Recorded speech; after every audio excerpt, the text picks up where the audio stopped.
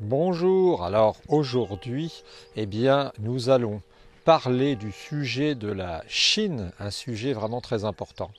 Très important parce que c'est le genre de sujet un peu comme le cancer ou comme le terrorisme qui, si on ne s'occupe pas de lui, va finir par s'occuper de nous. Et en ce moment, il se passe quelque chose de très curieux, hein, c'est que en fait, nous sommes dans une certaine apathie par rapport à la Chine. J'ai l'impression, cette tendance, il est 7 heures, hein, c'est l'Angélus. On a cette tendance,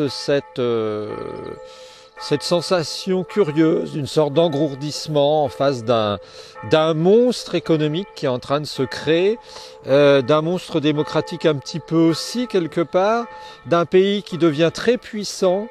Et puis, on est en train de se rendre compte qu'on est en train de se faire bouffer vivant. Alors face à ça, il y a plusieurs solutions, il y a plusieurs manières de faire. Il y a la coopération, comme le fait coopération, la collaboration lâche, comme le fait Raffarin, hein, parce qu'il faut, je crois, avouer ce qu'il en est. Quand on voit un homme politique de la trempe de ce qu'a pu être Raffarin, non pas parce qu'il a fait, hein, parce que là on a son avis sur la question, mais de par la fonction qu'il a occupée. Quand on le voit faire le lèche-botte des Chinois, on est absolument consterné. Hein. D'autres m'ont résumé la situation en disant que c'était une je ne sais pas, mais enfin, disons que c'est assez déplorable. C'est assez déplorable de voir la manière dont ces personnes déroulent le tapis rouge aux Chinois qui ne demandent que ça. Alors, pour ceux qui pensent que la situation est grave, qui se rassurent, ils ont un diagnostic tout à fait bien pensé. La situation n'est pas grave, elle est gravissime. Pourquoi elle est gravissime? Tout simplement parce qu'on est en face d'une situation presque idéale pour les Chinois. Et pour nous, une situation idéale, mais dans l'autre sens. Hein. Elle est idéalement dramatique. Alors vous allez dire que j'ai l'habitude de cracher dans la soupe, vous allez dire que j'ai l'habitude de critiquer, et vous aurez raison, mais j'ouvre ma gueule à cette occasion parce que là, il faut appeler un chat, un chinois, et un connard, un connard. Qu'est-ce qui se passe réellement? Il se passe tout simplement que la Chine, déjà du point de vue de sa taille, du point de vue de sa population, du point de vue de ses ressources, est un pays énorme, un pays formidable, un pays continent pourrait-on dire, et que contrairement à d'autres pays comme l'Inde par exemple, bon on sait bien que je suis indophile dirait-on, hein, ce pays a des velléités d'en découdre avec pas mal de choses.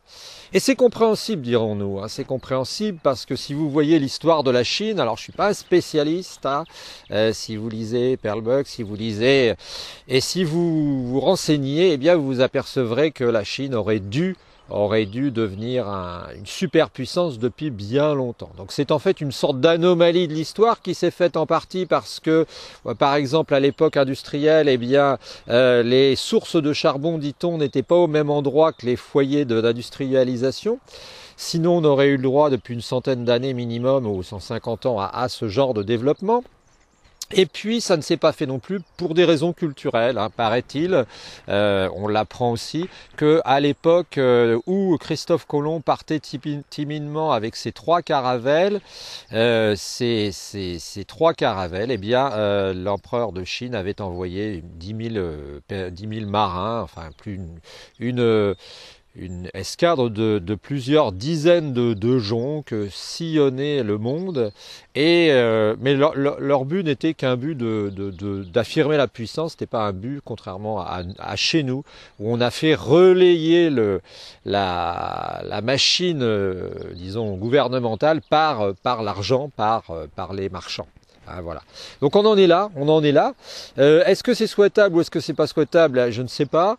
Ce qui est sûr, c'est qu'il ne va pas falloir faire preuve d'angélisme parce que si nous ne faisons rien, alors nous allons nous faire bouffer tout simplement. Nous parlerons peut-être pas chinois, mais nous serons obligés de révérer nos petits frères chinois. Voilà, c'est très simple, c'est évident, hein, c'est comme ça. C'est comme ça. Et puis on ferait pareil aussi si on était à leur place, hein, parce qu'il faut pas voir, il faut comprendre que moi je leur en veux pas. Ils ont une logique, et bien ils sont très malins les Chinois, bravo les gars. Ils savent ce qu'ils font. D'un point de vue purement structurel, ce sont des gens qui ne travaillent pas dans le même espace-temps que nous. Parce que même un peu comme Poutine, Monsieur Poutine diront certains, un peu comme Poutine, un peu comme d'autres régimes, eh bien ils ont le temps avec eux. Puisque chez nous on remplace tous les 4 ans nos guignols, hein, tous les 5 ans, régulièrement, eh bien chez eux les guignols restent plusieurs dizaines d'années et ont le temps de tracer des voies. Alors, bien sûr, certes, ça n'est pas idéal, certes, ce sont des formules curieuses, particulières, hein, quand on entend, bien entendu, quand on entend du communisme de marché, c'est un oxymore, bien sûr, mais bon, ça fonctionne. Il y a là tous les ferments pour faire fonctionner une économie à 100%. Je vous les rappelle très rapidement et sans aller dans les détails, parce que je ne suis pas un économiste. Aucune, pour ainsi dire, préoccupation pour l'environnement dans certains endroits. Une corruption simplificatrice. Hein. On a aussi des lois sociales presque inexistantes. Une population énorme avec de la pauvreté qu'on peut exploiter. Un terrain qui contient des ressources. Et puis, etc., etc. Et là, on a et puis aussi, à une époque, bien entendu, un retard technologique qu'ils ont comblé grâce à nous. Hein, parce qu'on ne le dit pas assez. Et pour une fois, je vais dire du bien de l'Europe, je vais dire du bien de nos anciennes civilisations. Alors la Chine est aussi une ancienne civilisation, mais la Chine jusqu'à un certain temps n'a pas vraiment développé les technologies, les techniques au point comme on avait pu le faire en Europe, où on a relayé ça encore une fois par la courroie du commerce, de la finance. Hein, ça ne veut pas dire que les Chinois n'ont pas inventé la poudre, sans doute, ça ne veut pas dire qu'ils n'ont pas inventé l'imprimerie, etc., etc. Mais disons qu'on en était resté au stade un peu artisanal, un génie qui s'ignore. Alors que là, ils passent à la vitesse supérieure, ils sont en train de doubler les États-Unis dans pas mal de domaines, voire tous, et puis ils vont devenir sans doute la première puissance mondiale. Alors moi j'en ai pas après ces gens-là, bien que leur régime soit totalement incompréhensible, et puis aussi finalement, si on s'en réfère à une certaine loi de la logique, hein, à quelques décennies, dans quelques décennies, on aura peut-être la chance de voir un écroulement de ce régime ou du moins une démocratisation. On peut en douter, hein, c'est comme un cheval de course, hein, vous savez, vous allez le dimanche aux courses et puis vous achetez un petit ticket, là, puis vous ne savez pas sur quoi vous allez tourner. Mais ce qui est sûr, c'est qu'ils vont nous bouffer tout cru, hein, parce que, eh bien, eux vont pas faire de sentiments. Alors, bon, pour ceux qui collaborent déjà, malheureusement, je partage l'analyse qui consiste à dire que c'est lamentable par rapport au fait d'être français. Hein. Nous avons des atouts. Hein, nous avons des atouts, il faut résister.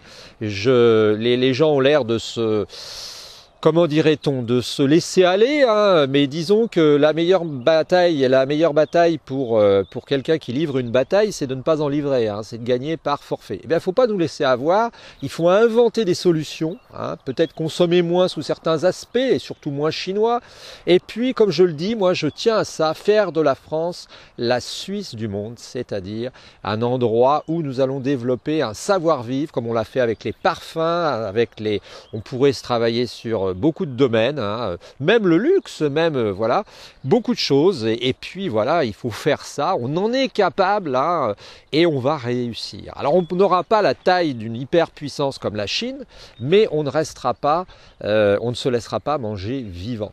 Voilà, c'était un petit post ce matin sur la Chine. Hein. Je n'ai rien contre les Chinois, contre le peuple chinois, les hommes chinois, les femmes chinoises, mais toutefois, si ça continue, eh bien nous nous ferons bouffer. Alors pour éviter de nous faire bouffer tout cru, eh bien essayons de réagir avant qu'il ne soit trop tard.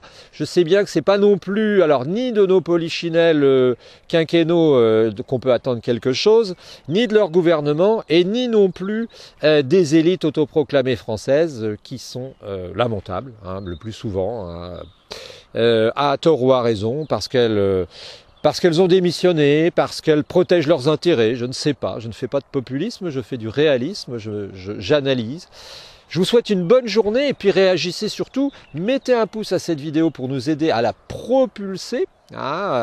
Et puis surtout aussi, abonnez-vous, ça va nous aider. Au revoir les amis.